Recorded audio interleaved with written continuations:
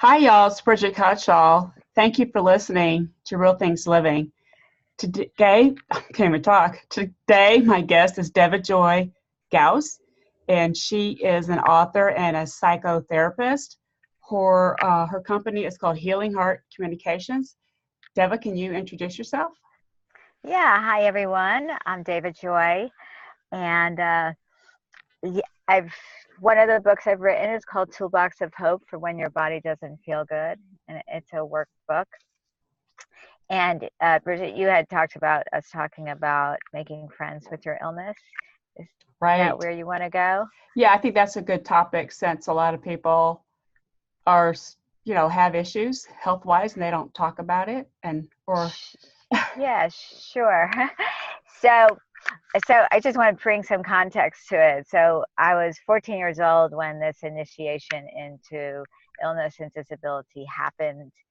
And as with any rite of passage, of it brings you really deep, right? So this included this pain, and not just the pain in my joints, which at that point I couldn't walk or lift my arms or even brush my hair, but also there was wow. this, yeah, it was huge, and it just literally like happened in a sense overnight.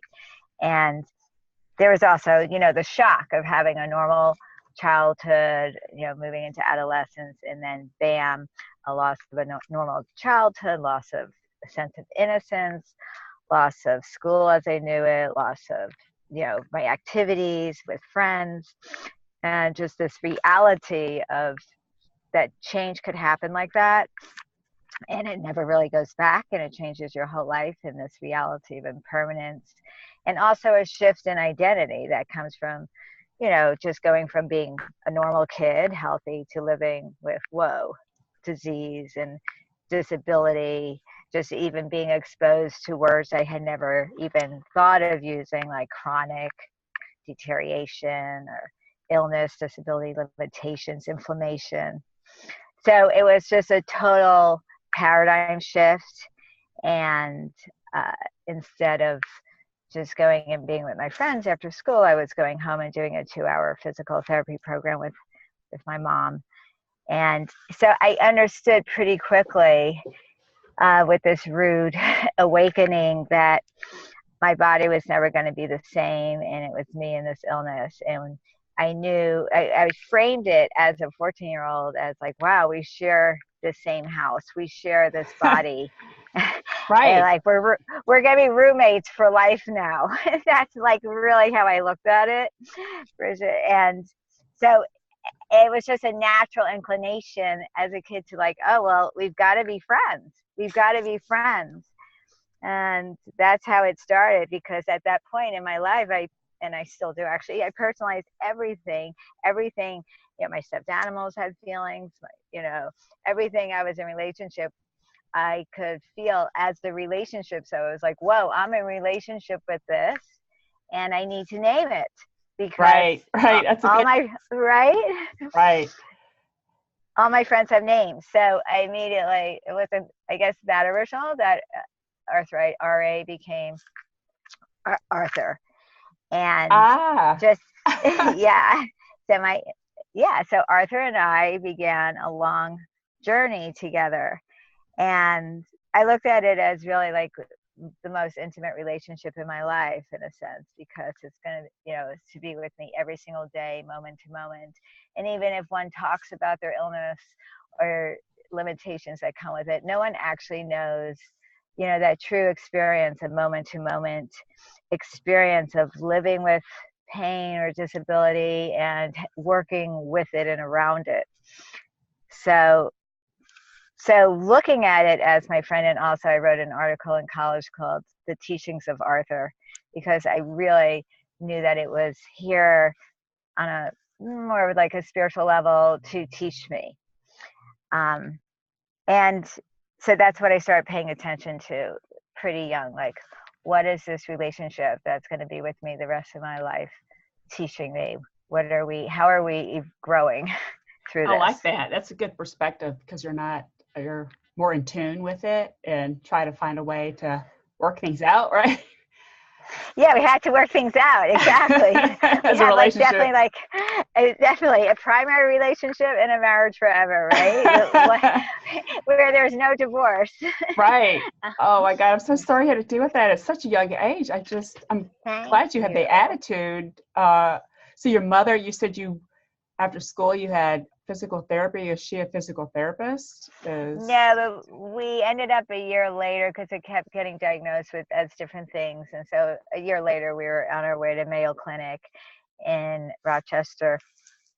And they taught my mom to do this 2-hour program with me. Okay, yeah. A lot of stretching, I would assume, is involved. There was she had to move my arms because I literally couldn't move Oh my them. gosh. And yeah, and then there was the hot and cold baths and like this work with the ropes. And I actually have a video on my website called Living with Arthur.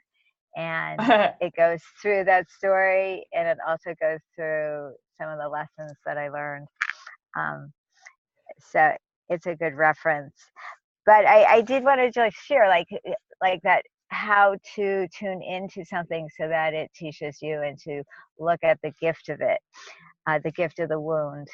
And Right. we all have our stories. That's my story. I know, Bridget, you have yours. Everyone has their own story Right. about what wakes them up or what brings them into an expanded sense of suffering and connection with everything and the mystery, and going through all the layers of whether it's the why me that some people go through, or whatever it is, to get to something deeper and more core that you can really anchor into, that is life-giving versus a thief.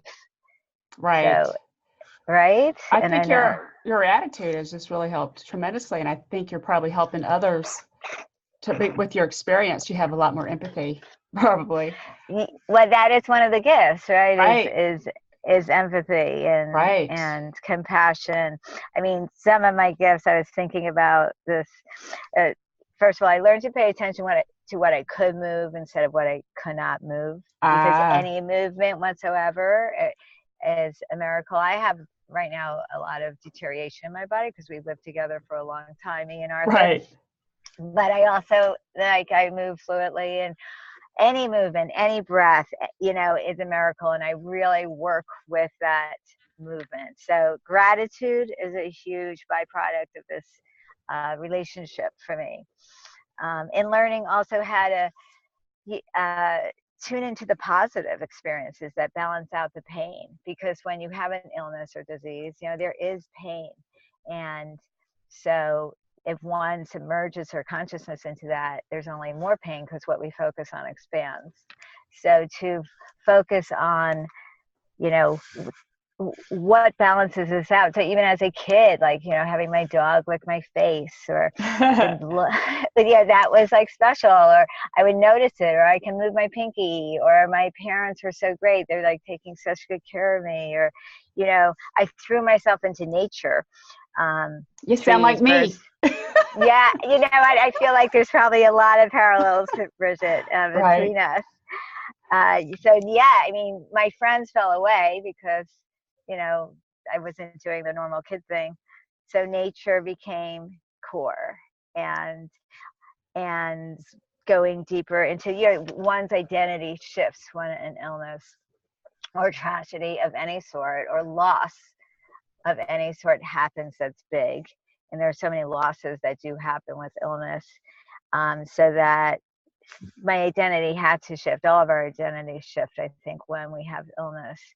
And it actually has to go into something bigger than our little lives as we knew them, So that was Arthur definitely introduced me to the mystery, right? Right. I like the way you gave it a Arthur name. That's kind of cool. So it is a rheumatoid arthritis you said you have? Is that what the specific? Yeah, I have rheumatoid arthritis. That's pretty, yeah. And it's I think my brother has been diagnosed with that. But I haven't gotten it. Well, that's so good. Be grateful. I know you've had your own struggles. Right. I always joke. I like to make jokes about stuff too. Right. I said my brother gets arthritis, and I just get cancer. That's all. It's a joke, because our bodies. I think you beat him if you're competitive. Exactly. I don't want to be competitive, right? But I've always tried to find, it helps me, is also looking at a humor in the situation. I don't know why, because Oh a lot of bad stuff yeah. happens. A lot of bad stuff happens around us. And I like to look at, Yeah. you mentioned too, the positive aspect. I think that really helps you get through everything. Being positive. It's my second book is called Expecting the Good, right? And So I love that. I and love that. and I learned that concept kind of from my stepfather, because he was military, but he always looked for, okay, let's look at the good in the situation, right? He kind of pointed that out. And like, so that helped. That kind of influence helped. That does help. Well, that's interesting. My father was like that too. I called him the eternal optimist. And he would always, so we have similar fathers too. So my father would say like, any challenge is an opportunity. Right. And I love yeah. that. You're right. It is an opportunity, and not to look at from a negative way. And I don't, I think you're right. We take our lives Who's for granted listening? until we have a situation. I can't imagine being 14 and dealing with Yeah. what you had to deal with. That's just, I just want to say one thing, Bridget. yeah, Can you sure. hear me? I wanted to say one thing, which is that for anyone who's listening, I want to say that there is a time and place for pity parties. There is a time and place to, it's not just like, oh yeah, be Correct. positive, Right. because it's so hard and there's so much grief and there is so much struggle. So there is such a time to, but I think it's important to like contain it and dive deep into it and get lots of love and support in it, and Right. then come out of it and not just let it take over your whole life. So like, Right. That's a good right? point. Yeah. Don't, just because I'm positive doesn't mean I am every single minute of the day. Right. Right. And that's part of the warrior spirit, and the Uh-huh. warrior spirit, and your dad's in the military, but like I really feel that Arthur's taught me a warrior spirit. and and part of it is spending time in the pain and the loss, and then also coming back to the positive. And some of my positives in having an illness has definitely been to practice self-care as a Right. must. Like Right. I don't really have a choice. Like if I don't practice self-care, then I will be more crippled. And how to listen to my body, when to stretch, when to dance, when to rest, when to soak my body in Epsom salts, when to say no, when to say yes, what to eat, what not to eat, and how to deal with stress, because life has stress all the time. So I think, yeah, that that is a key point too, is you mentioned listening to your body. A lot of people try to ignore it. mhm. Especially what you have. I just can't imagine. You probably have to be a lot more cognizant of what you're eating and stuff like that, right? Does that Yeah, help? Does it? well, actually, I'm going to, yeah, because doctors actually don't share how nightshade vegetables actually trigger inflammation in the body. So that includes like tomatoes and Right, peppers and right. potatoes and eggplant. And I used to like make ratatouille. That was my main Really? thing that I cooked it all through college for everyone. It was like my thing, to find out that absolutely every single thing in that dish is like toxic and poisonous. Oh my But I God. didn't find out from my doctors. Like the doctors don't talk about that. And they They also, I think the doctors are getting better now, the training maybe. Um, mhm. Maybe back I then hope so. they were just Well, one. no, but even today, I'll go to an RA doctor and I'll say I don't eat this, but they're not like saying don't eat it. Right, And I tell a lot of people that I work with who have inflammation in their body, try this, try staying away from tomatoes and this and that, this and that. right. It's And got a lot of acid in it too, right? I yeah, think totally. a lot of So acid. I just wanted to say that in being friends with Arthur, it's an attitude. It's like a yoga. It's an inner posture to take of being compassionate and tender towards myself and the joints and the pain and the changes in my life. Sometimes I hear, I'm a therapist, so I hear people go through a lot of things. And sometimes people speak about being angry at their bodies when they get sick. And I personally have not felt this. I sometimes have felt mad at the universe or something, but I haven't focused this anger at my body, because at a very young age, I established, no, we're friends, me, my body, and Arthur. We're all friends. And so we're doing this lifetime together and we're karmically connected. So how, how to do that, how to do this connection, this relationship best.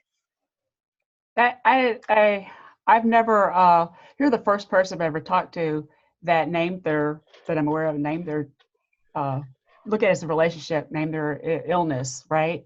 And That's cool. it is cool. I've never heard that.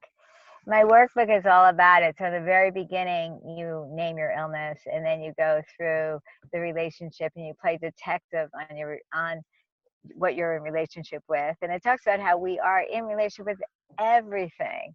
Right. Like, if you really think about it, every single thing we're in relationship with. So, maybe it was my stuffed animals or something that helped me make a relationship with Arthur. I don't know. So your workbook is called Living with Arthur, and you can get it on your website. Is that what it is? Actually, so no, the video I made. Video. Okay, I'm sorry. It's Living with Arthur, and it's on YouTube, but it's also on my website, which is healingheartcommunications.com, or you could go through my name, devajoy.net. And the workbook is called Toolbox of Hope for When Your Body Doesn't Feel Good. And I received 2 huge grants to distribute this workbook through children's hospitals and I think that's awesome. I think definitely what you've dealt with will help a lot of other families who have children who get, sick. Absolutely. My niece got really sick a couple years ago. She's 14 now, so I guess she was 12. IBD, really severe case of IBD, and they almost took her colon out. And this is at Christmas. Oh my God. Yeah, 12. And so we're not sure what triggered. I mean, it was that severe. And she's probably going to kill me talking about it. But but it was at Christmas, and she was at the Children's Healthcare, the Children's Hospital. And we are lucky that a doctor who does a lot of research jumped in and said, no, let's not do surgery. Let's try something else first, right? And I think they gave her it was so bad, they gave her a blood transfusion, and then they had, I can't recall exactly what drug they gave her, but I do think they had to give her antibiotics while she was in, because it got it's just insane. And so she has to go get some treatment. And now it's healed. She has a lot of polyps. Yeah. But it's healed, but she gets therapy once a week, right? Mm-hmm. Which is good. Now I'm going to have to ask her if that's really good. If she's named it. Actually, maybe she should get my workbook, because it definitely. Good idea. I'm going to give her a new Christmas. Because she could and it's on Amazon. You could get it on Amazon, and she could name it and everything, because. Oh God, that's awesome! I'm so glad you brought this up, and just having this conversation is. I think a lot of kids need this kind of help. Because you said you're in psychotherapy, do you see a lot more stress? Yeah, you mentioned stress earlier too. With I don't know what age group you deal with. Is it mostly adults for psychotherapy? Or is there more stress out there for some reason? Oh, did I lose you? Hello? I lost you for a second. Yeah, I think so, yeah. I'll cut that out. I don't know if you heard me. I'll cut that part out. No, I didn't hear you. Oh, okay. I was just asking you, since you're, I'll get the Toolbox of Hope workbook for my niece. Then I asked you, since you're a psychotherapist, have you noticed people talk about it more about the stress? Do you notice that it's actually increased, because you are a psychotherapist, or is it just because we talk about it more, it seems like it's more prevalent? My personal stress, you're talking about, by being a well, no, your clients, really. I have my client stress increase? Right. No, I'm just saying, do they come to you for stress more? Oh, you cut out again. Yeah, I mean,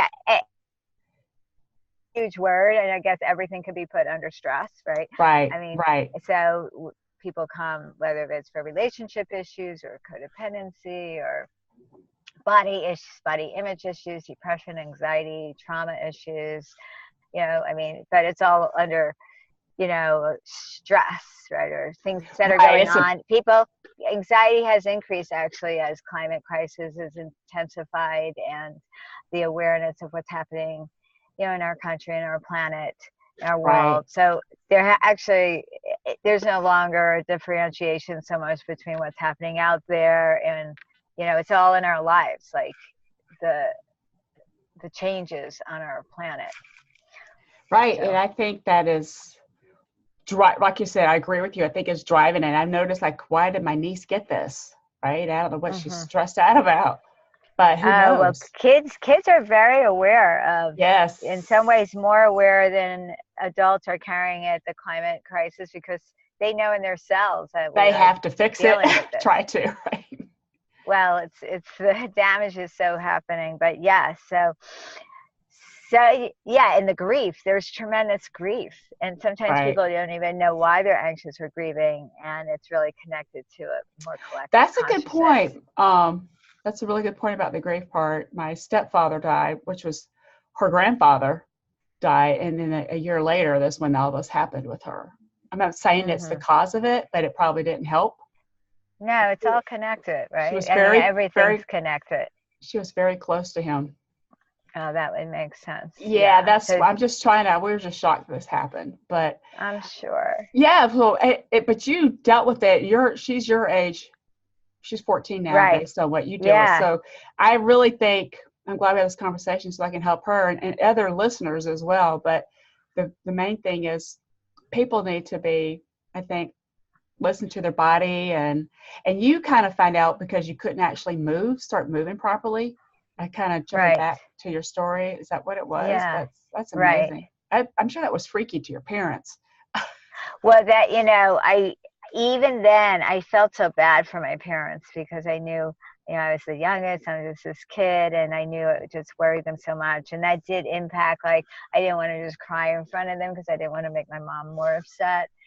But, which in a sense created it to be more private, but she was so involved. They both were with my process. But I think it's very hard for parents, and I've given a lot of workshops for parents of children who are ill because there's so much that replenishing that parents need to do in being okay as they are working with their kids, who are suffering, because it kills a parent's heart to see a child suffer. Right. That's how it was with our family. We're like, how could this happen? Right. Out of blue. Right. But I do want to say, just from being a child who went through it, is that it grew me up so fast into a wisdom that I've utilized the rest of my life. So besides feeling sorry for a child, I think it's also important to bring respect that this soul on some level is, going through this to learn and to serve with it in greater ways than we can imagine at some point. Right. Obviously brings respect for just being here.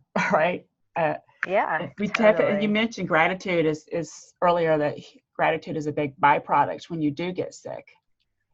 And that's what I learned. I had a big one, right? I talked about being in them. To me, it's so focusing on what's important rather than all the other noise out there.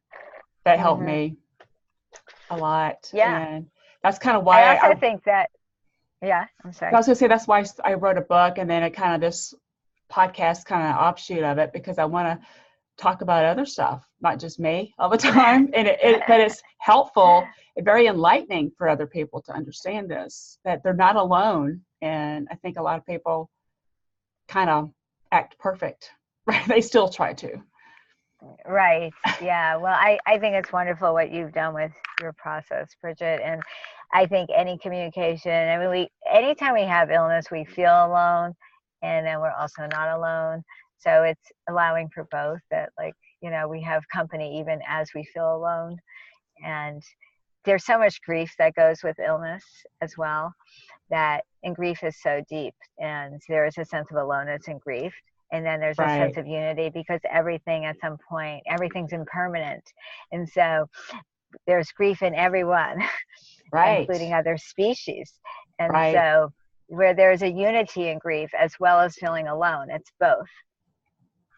Right. That's really really cathartic. Is that the right word? Yeah, I'm trying to use a big word here. No, I like that, the way you're thinking.